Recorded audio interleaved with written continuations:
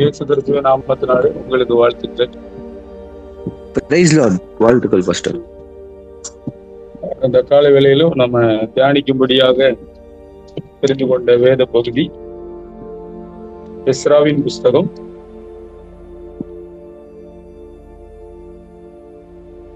3ஆம் அதிகாரத்தை நம்ம எடுத்துக்கொள்வோம். எஸ்ரா 3ஆம் அதிகாரம் முதல் 13 வசனங்கள். இங்கே எஸ்ரா மீண்டும் ஆலயம் கட்டுவதை குறித்து அங்கே எழுதப்பட்டிருக்கிறது. 13 வசனத்துல இதுல ஒரு 3 காரியங்களை நம்ம தியானிக்க இருக்கிறோம். நீங்க பாத்தீங்கன்னா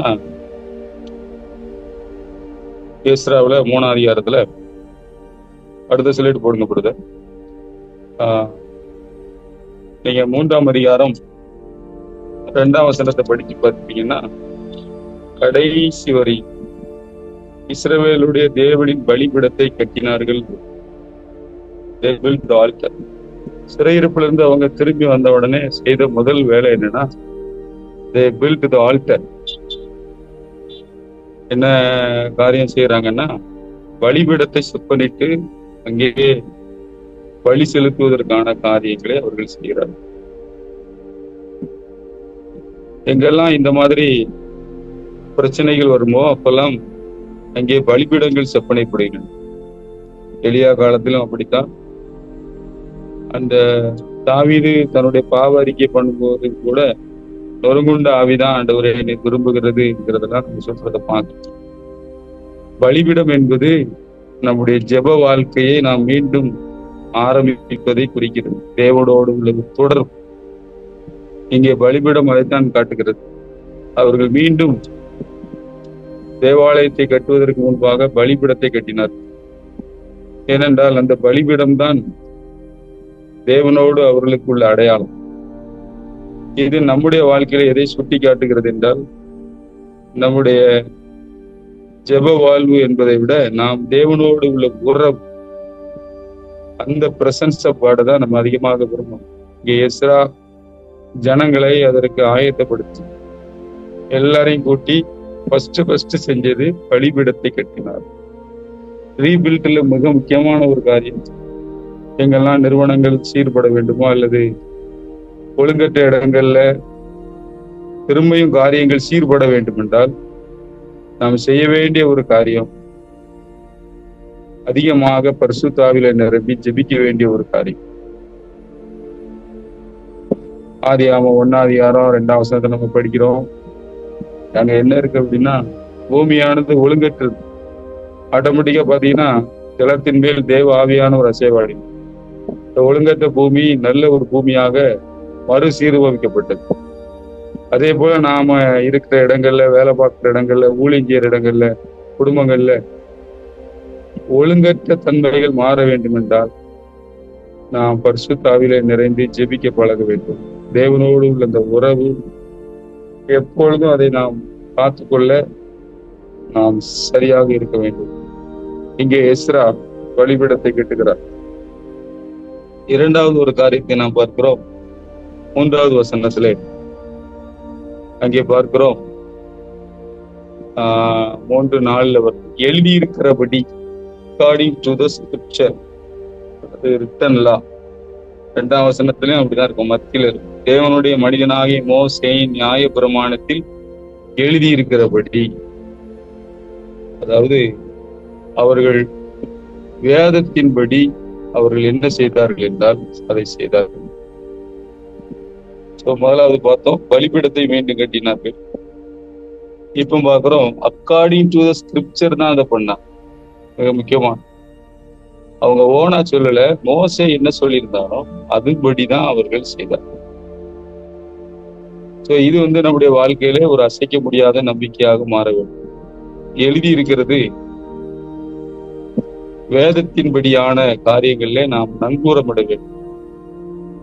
நமக்கு விசுவாசம் எங்கிருந்து வருது அப்படின்னா, தேவனுடைய வார்த்தையை நாம் அப்படியே நம்பும் போது, அங்கே இருந்து அதை விசுவாசிக்கும் போது நமக்கு ஒரு வல்லமை நமக்குள்ளே அது பாய்ந்து விடுகிறது. இங்கே அவர்கள் according to the law, according to Moses அப்படிங்கிறத குறித்து நம்ம இங்க பார்த்தோம்.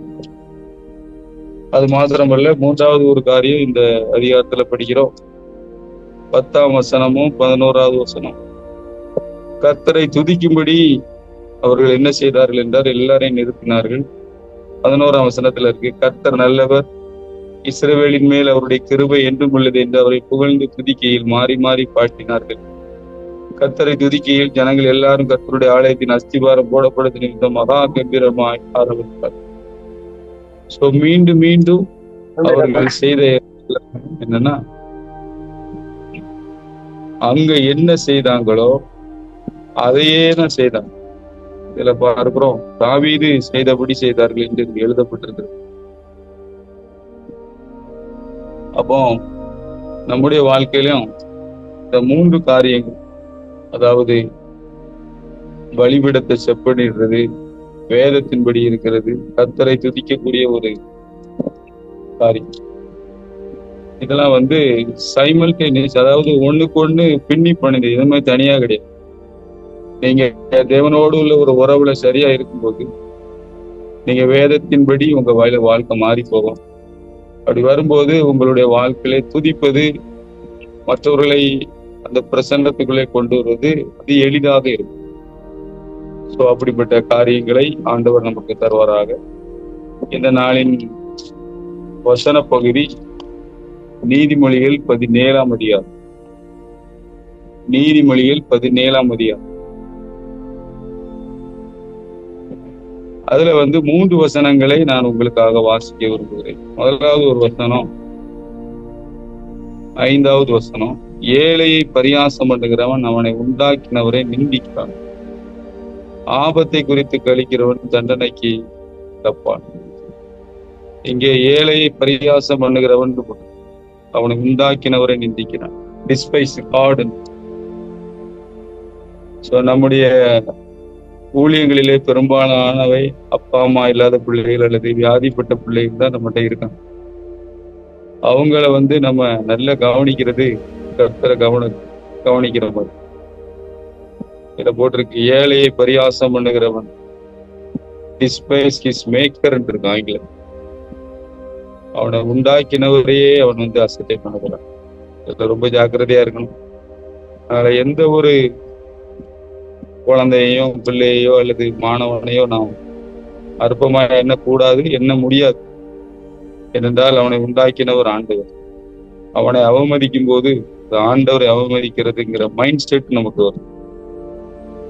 இதே நீதிமொழிகள்ல நம்ம பார்க்கிறோம். 9வது வசனம், குற்றத்தை மூடுகிறவன் சிநேகிதத்தை நாடுகிறான். சோ இது முக்கியமான ஒரு வசனம். பிறருடைய காரியங்கள் அல்லது பிறருடைய பாவங்களை நாம் வெளியரங்கமாக்கும் போது தேவையில்லாத மனக்காயங்கள் தான் உண்டாகும். ஆனால் வேதத்திலே நாம் படிக்கிறோம், குற்றத்தை மூடுகிறவன் சிநேகிதத்தை நாடுகிறான். இது கல்வாரியிலே நடந்தது. இயேசு கிறிஸ்து செய்தார். நம்முடைய பாவங்களை எல்லாம் அவர் எடுத்துக்கொண்டு அவருடைய நீதியை நமக்கு கொடுத்தார். அதனாலதான் தேவன் அன்பாகவே இருக்கிறார் என்று நாம் சொல்லுகிறோம். குற்றத்தை மூடினபடினாலே அவர் நம்மிடத்திலே சிநேகிதத்தை நாடுகிறார். இதே மனப்பான்மையில தான் நாமும் பிறரிடம் நடக்கும். பிறருடைய நல்ல காரியங்களை நாம் ஓங்கி பேச பழக வேண்டும். அல்லது அவர்களுடைய குறைவுகளையோ அல்லது அவருடைய தவறான காரியங்களை நாம் பேசாமல் இருப்ப பழக வேண்டும். இந்த வசனத்தின்படி குற்றத்தை மூடுகிறவன் சிநேகிதத்தை நாடுகிறான். நம்முடைய வாழ்க்கையில திரும்ப திரும்ப டெய்லி நம்ம இத பார்க்கலாம்.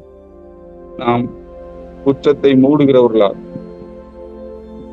அதாவது பிறருடைய காரியங்களை நாம் அவமானப்படுத்தத்தக்கதாக நடந்து கொள்ளாமல் இருக்க நாம் அழைக்கப்படுகிறோம். நோவா நிர்வாணமாக இருந்தான், அது உண்மை, அது ஒரு ஃபேக்ட். ஆனா அதுல ஒரு பையன் என்ன செஞ்சான் அப்படின்னா, அந்த நிர்வாணத்தை மூடினான். இன்னொரு பையன் வெளியே போய் சொன்னான். இது எதை குறிக்கிறதுனா ஒருத்தருடைய பர்சனல் மேட்டர், அதாவது தனிப்பட்ட காரியங்கள். அவருடைய தனிப்பட்ட கேரக்டரை வந்து நம்ம தாக்குவது ஆண்டவருக்கு பிடிக்காத ஒரு காரியம். அந்த நோவா முழித்த போது கானான் சபிக்கப்பட்டவனாய் மாறி போனான். இந்த கானானியரை தான் இஸ்ரவேல் ஜனங்கள் விரட்டி குடியிருந்தார். அப்போ பிறருடைய அந்தரங்க காரியங்களை, அவங்களுடைய பர்சனல் மேட்டரை வந்து நம்ம பப்ளிசிட்டி பண்ணும்போது அது ஆண்டவருக்கு பிடிப்பதில்லை. இயேசு கிறிஸ்து கூட நம்முடைய எல்லா பாவங்களையும் அவர் மன்னிக்கிறது மாத்திரமல்ல, கழுவி சுத்திகரிக்கிறது. இந்த இயேசு கிறிஸ்து நம்முடைய வாழ்க்கையில இருக்கும்போது நாமும் பிறரை அப்படி நடத்துவோம். குற்றத்தை மூடுகிறவன் சிநேகிதத்தை நாடுகிறான். இதுல வந்து டிசிப்ளினையும் இதையும் குழப்பி கொடுக்கூடாது. ஒருவேளை உங்ககிட்ட இருக்கிற ஒரு பையன் ஒரு தப்பு பண்றான்னு அவனை கூப்பிட்டு கண்டிக்கணும், அது வேற. ஆனா அவனுடைய பர்சனல் மேட்டரை வந்து பப்ளிசிட்டி பண்ணக்கூடாது. பப்ளிக்ல வந்து அவனை கேவலப்படுத்தக்கூடாது. பொதுவா நமக்கு இந்த கேரக்டர் உண்டு, இவன் இப்படி பண்ணிட்டான் அப்படின்னு நம்ம விமர்சனம் பண்ணுவோம். ஆனா வேதத்துல படிக்கணும், அது ஆண்டவருக்கு விருப்பம் இல்லை.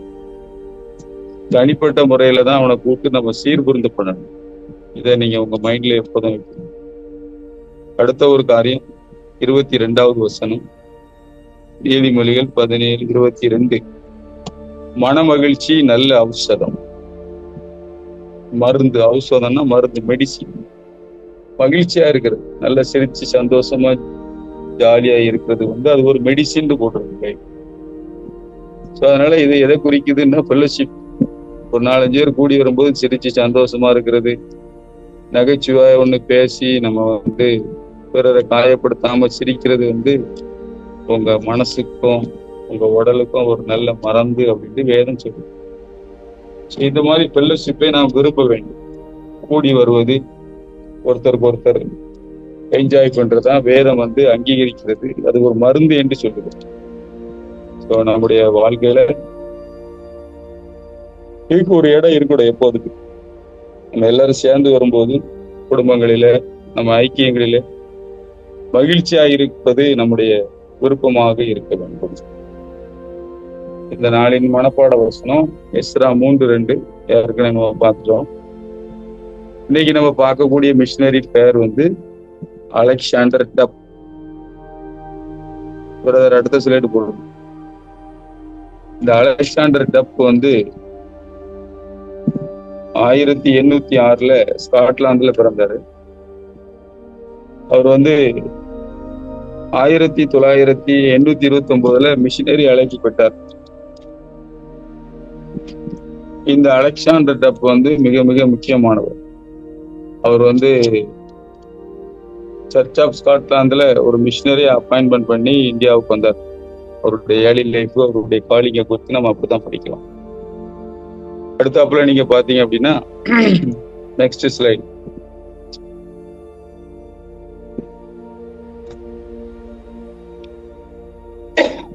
அவர் தன்னுடைய அழைப்புல மிக தெளிவா இருந்தார். அவர் வந்து கல்கத்தா வந்து சேர்ற 1830 வந்து சேர்றாரு. அங்க வந்து அவருக்கு வந்து பெரிய பிரச்சனைகள் இருக்கு. 2 தடவை கப்பல் சேதம் ஆகி தான் அங்க வந்து சேர்றாரு. அங்க வந்து சுவிசேஷத்திற்காக தீப்பிழம்பா அங்க வந்து வேலை பார்க்கிறார். அங்க ஏற்கனவே வந்து வில்லியங்கரி, மார்ச்மேனு, நம்ம அந்த டீம் இருக்காங்க. அந்த டீமோட தான் இவரும் போய் சேர்றார்.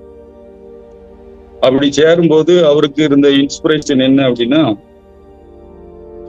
நீங்க பாத்தீங்க அப்படின்னா அவருக்கு வந்து ஒரு நல்ல ஸ்கூல் ஆரம்பிக்கணும் அப்படின்னு சொல்லி, இங்கிலீஷ் டீச் பண்ணணும்னு சொல்லி அங்க உள்ளவங்களுக்கு எல்லாம் ஆரம்பிக்கணும் 1830. அது மாத்திரம் இல்ல, பெங்காலில வந்து நல்ல ஒரு எஜுகேஷன் கொடுக்கணும் அப்படின்னு விரும்புறாரு. அது ஒரு ஆரம்பிச்சு கொஞ்ச நாளிலே கிட்டத்தட்ட 300 பேர் வந்து அதுல சேர்றாங்க. நல்ல ஒரு இங்கிலீஷ் எஜுகேஷன் கொடுக்கறதுக்காக அவர் நல்ல பிரயாசப்படுறாரு. அதே போல இந்த சரி, உடன்கட்டை ஏறுறது, இந்த பழக்கத்தெல்லாம் வில்லியங்கேரி அவங்களோட சேர்ந்து அவர் வந்து ஒர்க் பண்றாரு. அவர் வந்து பெங்காலில வந்து நல்ல திறம்பட ஒரு ஹையர் எஜுகேட்டட் மேனா என்ன செய்றாரு, வருகிறார். அநேகரை கிறிஸ்துவின் விசுவாசத்துக்குள்ள அவர் கொண்டு வருகிறார். அந்த எஜுகேஷனோட கிறிஸ்துவின் மேல உள்ள விசுவாசத்தையும் அவர் டீச் பண்றார். இதுல முக்கியமா நம்ம தெரிஞ்சுக்கொள்ள வேண்டிய வாழ்க்கை பயன்பாடு என்ன அப்படின்னா, எஜுகேஷனை வந்து ஆண்டவருடைய நாம மகிமைக்காக பயன்படுத்துறார். எப்படி அலெக்சாண்டர் டப் ஸ்காட்லாந்துல இருந்து இந்தியாவில் வெஸ்ட் பெங்காலுக்கு வந்து பின்தடப்பட்ட ஒரு கிராமத்துல தங்கி இருந்து கல்வி கற்றுக் கொடுத்தாரு. அதனுடைய பயன் நம்ம என்ன தெரிஞ்சுக்கிடுறோம் அப்படின்னா, எஜுகேஷன் மூலம் ஆண்டவருடைய நாமத்தை மகிமைப்படுத்த முடியும். அதே போல கல்ச்சரை வந்து என்கரேஜ் பண்ணும். அவருங்க வந்து எந்த கல்ச்சரையும் மாத்தல, ஆனா அந்த வெஸ்ட் பெங்கால் உள்ள அந்த அவங்கள அப்படியே அப்டேட் பண்ணாங்க. இந்தியன் வியூல சுவிசேஷத்தை அவர்கள் சொல்லி கொடுத்தார்கள். அது மாத்திரமல்ல, கடைசி வரை தன்னுடைய அழைப்பிலே அவர் உண்மையாக இருந்தார். அதாவது 2-3 தடவை கப்பல் செய்த மாத்திரமல்ல, அநேக பிரச்சனைகள் அந்த வெஸ்ட் பெங்கால்ல இருக்கும்போது டீம் மினிஸ்டர் எல்லாம் உண்டு. கடைசி வரை அவருடைய அழைப்பிலே அவர் உண்மையாக இருந்தார். ஸோ நாமும் இன்னைக்கு நம்ம அழைப்புல நாம் உண்மை உள்ளவர்களாக இருக்கிறது மிக முக்கியமான ஒரு காரியம். நம்மளை ஆண்டவர் எதற்கு அழைத்தாரோ அடிக்கடி அதை செக் பண்ணணும். இப்ப இந்த ஸ்காட்லாந்து அவர் வந்திருக்காரு அப்படின்னா, அவருடைய மெய்யான அழைப்பு வந்து எஜுகேஷன் மூலம் ஆண்டருடைய அன்பை சொல்றது. இதே போல நம்ம எல்லாருமே கிட்டத்தட்ட ஹோம்ஸ்ல நம்ம இன்சார்ஜா இருக்கலாம், அல்லது வார்டனா இருக்கலாம், அல்லது கல்வாரி சாப்பல்ல ஒரு பாஸ்டரா இருக்கலாம். நம்முடைய அழைப்பு என்னன்னு நம்ம தெளிவா தெரிஞ்சுக்கணும். நீங்க அந்த அழைப்பை உறுதிப்படுத்து. நீங்க ஒரு பைபிள் டீச்சர், உங்களுக்கு நல்ல பைபிள் வருது அப்படின்னா அதை டெவலப் ஆகும். எல்லார்ட்டையும் கைண்டா பேச முடியுதுன்னா அதை டெவலப் பண்ணணும். கவுன்சிலிங் பண்ண முடியுதுன்னா அதை டெவலப் பண்ணணும். எது உங்களுக்கு அழைப்போ அதில் நீங்க டெவலப் ஆகும். இந்த அலெக்சாண்டர் டப் வந்து தன்னுடைய அழைப்பிலே அவர் உண்மை உள்ளவராக இருந்தார். கடைசி வரை அதில் நின்றார். நம்ம எல்லாருக்கும் இந்த அழைப்பை நம்ம தெரிந்து கொள்ளும். உங்களுக்கு எதுல இன்ட்ரெஸ்ட் அதிகமா இருக்கு, எதை செஞ்சா அவங்களுக்கு பீஸ்ஃபுல்லா இருக்கோ அதை தான் செய்யும். மற்றதுக்கு நோ சொல்ல பழகிடும். தேவனுடைய வார்த்தையை பிரசங்கிப்பதற்கு, தேவனுடைய வார்த்தையை விளக்கி சொல்வதற்கு உங்களுக்கு நல்ல கிருபை கிடைச்சிருந்துச்சுன்னா அதை தான் டெவலப் பண்ணும்.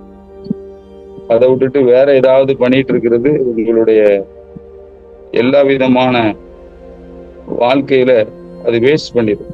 வருடங்களை வேஸ்ட் அடிச்சிடும். எப்போதுமே அதுல ரொம்ப தெளிவா இருக்கும். ஆண்டவர் உங்களை எதுக்கு அழைச்சிருக்கிறாரு, அந்த அழைப்புல நீங்க நிற்கணும். சில நேரம் அழைப்பு என்னன்னு தெரியாது. தேவனுடைய அழைப்பை நம்ம எப்படி கண்டுபிடிக்கிறது அப்படின்னா, தேவனுடைய வார்த்தையில இருக்கு. தேவனுடைய அழைப்பு, தேவனுடைய வார்த்தை தான் தேவனுடைய சித்தம். அப்ப திரும்ப திரும்ப தேவனுடைய வார்த்தையை நம்ம தியானிக்கும் போது தேவனுடைய சித்தத்தை செய்யறவங்களா நம்ம மாறிப்போம். அதனாலதான் வேதத்தை அதிகமாக நம்ம படிக்கணும்.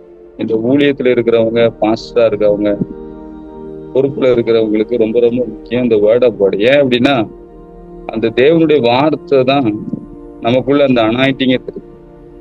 நம்மகிட்ட இருந்து எல்லாத்தையும் எடுத்துடலாம், ஆனா அனாயிட்டிங்க எடுக்க முடியாது. ஸோ தாவீது மேல உள்ள அனாயிட்ட சவுலால எடுக்கவே முடியாது. அது தேவனால் கொடுக்குறது. எலியா மேல உள்ள அனாயிட்டிங் வந்து ஆண்டவர் கொடுக்குது. இயேசு கிறிஸ்து மேல உள்ள அனாயிட்டிங்க தேவன் கொடுக்குது. பவுல் மேல உள்ள அபிஷேகம், அந்த அழைப்பு தேவன் கொடுக்குது. அந்த அனாயிட்டிங்ல வந்து நீங்க வந்து கண்டுபிடிச்சு தேவனுடைய வார்த்தையில மூங்கி இருக்கும்போது உங்களை யாருமே ஒண்ணும் செய்ய முடியாது. உங்களுக்கு விரோதமா யார் வந்தாலும் சரி, உங்களுக்கு விரோதமா என்ன வேலை நடந்தாலும் சரி, ஒண்ணுமே வாய்க்காது. ஏன்னா தேவனுடைய வார்த்தையிலே நங்கூரம் விட்டு இருக்கிற நமக்கு என்ன நடந்தாலும் அது நன்மைக்கா மாறிக்கும். எப்போ ஏற்பட்ட காரியங்கள் நடந்தாலும் அது மகிமையாகவும் நன்மையாகவும் நமக்கு ஆசீர்வாதமாகவும் மாறிக்கும். அதனால தேவனோடு இருக்கிற அந்த பிரசன்னம், தேவனுடைய அழைப்பு, தேவனுடைய வார்த்தையில முங்கி இருக்கிறது, தேவனுடைய சித்தம் செய்யறதுல நம்முடைய ஹார்ட்ல அந்த பீஸ் ஆஃப் மைண்டை காத்துக்கிறது ரொம்ப ரொம்ப முக்கியம். எதுவுமே நம்மளை டிஸ்டர்ப் பண்ண நம்ம இடம் கொடுக்க கூடாது. அந்த தெய்வீக சமாதானம், ஆவியின் சிந்தையோ ஜீவனும் சமாதானமான்னு போட்டு ரோமர் 8:6 ஆவியின் சிந்தை ஜீவனும் சமாதானம். இப்ப இவங்கெல்லாம் கடல் காந்து ஸ்காட்லாந்தை தாண்டி இங்க வந்து உட்கார்ந்துருக்காங்கன்னா அந்த பீஸ் ஆஃப் மைண்ட், ஆண்டவர் ஒண்ணு சொன்னாரு, அதுக்கு அப்படியே கீழ்ப்படிஞ்சு அப்படியே வந்துட்டாங்க. இதே போலதான் நமக்கும் அந்த பீஸ் ஆஃப் மைண்ட். ஆண்டவர் ஒன்று சொன்னாருன்னா அது கீழ்ப்படி. இந்த மனசுல நம்முடைய சமாதானத்தை நம்ம இழந்து போறோம். அந்த இழந்து போய் இருக்கிறோம் அப்படின்னா திரும்பியும் வேடாப்பாடுக்கு தான் போகணும். ஏன்னா தேவனுடைய வார்த்தை தான் நமக்கு தெய்வீக சமாதானத்தை தருது. அதை மறந்துடக்கூடாது. அவனுடைய வசனம் தான் நமக்கு மிகுந்த சமாதானம். அந்த வார்த்தையில நம்ம முங்கி இருக்கும்போது அன்னன்னைக்குரிய காரியங்களுக்கு ஆவியானவருடைய நடத்துதல் ரொம்ப தெளிவா இருக்கு. நம்முடைய அழைப்பு உறுதியாய். நீங்க 2 வார்த்தை பேசினாலே அந்த ப்ராப்ளம் சால்வ் ஆகும். நீங்க ஒரு இடத்துக்கு போகும்போது அங்க உள்ள பிரச்சனைகள் ஏற்கனவே தீர்த்து வைக்கப்பட்டிருக்கிறத நீங்க பார்க்கலாம். யாரை சந்திக்கணும்னு நினைக்கிறீங்களோ அவங்க உங்க முன்னாடியே வந்துருவாங்க. நீங்க இடந்து அலைய வேண்டியிருக்கு. டைம்ஸே பிரேக் ஆகும். ரொம்ப கடந்து நீங்க மண்டையை உடைக்க வேண்டியது. இது எப்படி நமக்கு சாத்தியமாகுது அப்படின்னா ஒன்னே ஒண்ணுதான். தேவனுடைய அழைப்புல நம்ம நிற்கும் போது, இந்த அழைப்பு தான், வேற ஒண்ணுமே இருக்கு. அந்த அழைப்பிலே நம்ம போயிட்டு இருந்தோம் அப்படின்னா நம்ம ஸ்டாண்ட் பண்ணி, அதனால நம்ம அழைப்பை தெரிந்து கொள்ளுது உறுதியாக்கும்படி ஜாக்கிரதையா இருப்போம். தேவன் கல்வாரி சேப்பலுக்கு உங்களை எதிர்க்க அழைத்தாரோ அதுல நீங்க ஒருவேளை உங்களை அக்கௌண்ட் எழுத அழைச்சிருந்தாருன்னா அதுல நீங்க திறம்பட செய்யும். உங்களை ஒரு வார்டனா அழைச்சிருந்தா அதை எக்ஸலண்டா செய்யும். ஒவ்வொரு மாணவனையும் பேர் சொல்லி ஜெபித்து அவனை உண்டாக்குறதுல அதுல முங்கிடணும். ஒருவேளை உங்களை கார்டனை பார்க்க சொல்லியிருக்காங்கன்னா கார்டனை இதுக்கு மேல பார்க்க முடியாதுங்கிற அளவுக்கு எக்ஸலண்டா பண்ணணும். சர்ச் பொறுப்பு கொடுத்துருக்காங்க அப்படின்னா சர்ச்சை எப்படி டெவலப் பண்ணலாம், இப்ப ஜனங்களை எப்படி ஆசீர்வதிக்கலாம், அவங்களை எப்படி கேரக்டர் பில்டப் பண்ணலாம், கிறிஸ்துவை எப்படி கொடுக்கலாம், எப்படி இந்த சபையார நம்ம ஆசீர்வதிக்க முடியும், இந்த மாதிரிலாம் நம்ம என்ன அழைப்புக்கு நம்மளை அழைச்சிருக்காங்களோ அதுக்கு நம்ம ஜாக்கிரதையா இருக்கும்போது இந்த அலெக்சாண்டர் டப்பை போல நூற்றாண்டுகளை தாண்டி நாம் ஜனங்களுக்கு ஆசீர்வாதமாக இருக்க முடியும். அப்படிப்பட்ட கிருபைகளை ஆண்டு நமக்கு தருவாராக. இந்த நாளின் பாடங்களை நம்ம திரும்ப நினைவுபடுத்துவோம். எஸ்ரா 3ஆம் அதிகாரத்தை படிச்சோம். According to the law scripture, வேதத்தின்படி அவர்கள் ஆல்டரை கட்டினாங்க. அந்த ஆல்டர் கட்டி முடிக்க அவங்க துதிக்க எல்லாம் ரெடி பண்ணி ஆண்டவரை துதித்தார்கள். அங்கே மகிமை மூடியதை நாம் பார்த்தோம். நம்முடைய வாழ்க்கையில அக்கார்டிங் டு த ஸ்கிரிப்சர், வேதத்தின்படியான ஒரு வாழ்க்கை வாழ நம்ம அர்ப்பணிப்போம். அதே போல நீதிமொழிகள்ல நம்ம படிச்ச மாதிரி குற்றத்தை மூடுவதிலே நாம் தீவிரமாக இருப்போம். ஔஷதம், மகிழ்ச்சியானது ஒரு ஔஷதம். அதனால அதுல நம்ம ரொம்ப தெளிவா இருப்போம். நம்மகிட்ட இருக்கிற ஏழை பிள்ளைகளை ஒரு நாளும் பரியாசம் பண்ணக்கூடாது, அவங்கள அசட்டை பண்ணக்கூடாது. அப்படி செய்யறது நம்மளை உண்டாக்குற ஆண்டவரை பகைக்கிற மாதிரி அசட்டை பண்றது. அவர்கள் வெளியேறப்பட்டவர், ஏனென்றால் கிறிஸ்து அவர்களுக்காக மரித்திருக்கிறார். ஒவ்வொருத்தரும் பிரிசியஸ். உமது பார்வையிலே வெளியேறப்பட்டவன் நான் நம்ம பாட்டு பிடிக்கிறோம். நான் வெளியேறப்பட்டவனா அடுத்த ஆளும் வெளியேறப்பட்டவங்களாங்கிற எண்ணம் நமக்கு வந்துட்டுன்னா ஒரு இடத்துலயும் பிரச்சனை வரும். தங்களிலும் மேலானவர்களாக ஒவ்வொருவரையும் நாம் எண்ண வேண்டும், அவர்களை மதிக்க வேண்டும். ஸோ சிறு பிள்ளைகளுக்கு நம்ம இடலாக இருக்கக்கூடாது. ஸோ அதைத்தான் நம்ம இன்னைக்கு படிக்கணும். அதே போல அலெக்சாண்டர் டப் இறுதி வரை தன்னுடைய அழைப்பிலே அவர் உறுதியாக இருந்தார். 2 தடவை கப்பல் சேதம் வந்துச்சு, நிறைய டீம் மினிஸ்டர் பண்ணாங்க, வில்லியம் கேரி பெரிய பெரிய ஜாம்பவன்களோட அவர் ஒர்க் பண்ணாரு. ஆனா கடைசி வரை தன்னுடைய அழைப்பிலே அவர் உண்மையுள்ளவராக இருந்தார். நம்மளையும் ஆண்டவர் அப்படி பயன்படுத்துவோராக. நாம் தலைகளை தாழ்த்தி ஜெபிப்போம். நல்ல பிதாவே, நாங்கள் நன்றியோடு துதிக்கிறோம். வார்த்தையின் வல்லமை எங்களை தொடுகிறபடி நாளை ஸ்தோத்திரம். உம்மோடு உள்ள பொறுப்பிலே நாங்கள் இந்த நாளிலே விலப்படத்தக்கதாக எங்கள் கண்களை திறந்தீர், அதற்காக ஸ்தோத்திரம். குறிப்பாக ஆண்டவரே, நாங்கள் உண்மை துதிப்பதிலும் ஸ்தோத்திரம் பண்ணுவதிலும் ஆண்டவரே வேதத்தின்படியான வாழ்க்கை வாழ்வதிலும் தீவிரமாக இருக்க எங்களுக்கு உதவி செய்யும். எங்கள் இந்தியாவிற்கு அலெக்சாண்டர் டப்பை நீர் கொண்டு வந்தீர், உடைய நோக்கத்தை நிறைவேற்றினீர், கல்வி மூலம் ஆண்டவரே. அதே போல எங்களுக்கு கொடுக்கப்பட்ட பொறுப்புகளிலே ஆண்டவரே நாங்கள் உங்களுடைய சித்தத்தை செய்கிறவர்களாக நாங்கள் காணப்படத்தக்கதாக எங்களை கொடுக்கிறோம். எல்லா கணத்தையும் மகிமையும் உமக்கே செலுத்துகிறோம். இயேசு கிறிஸ்து மூலம் வேண்டுகிறோம் நல்ல பிதாவே. ஆமென்.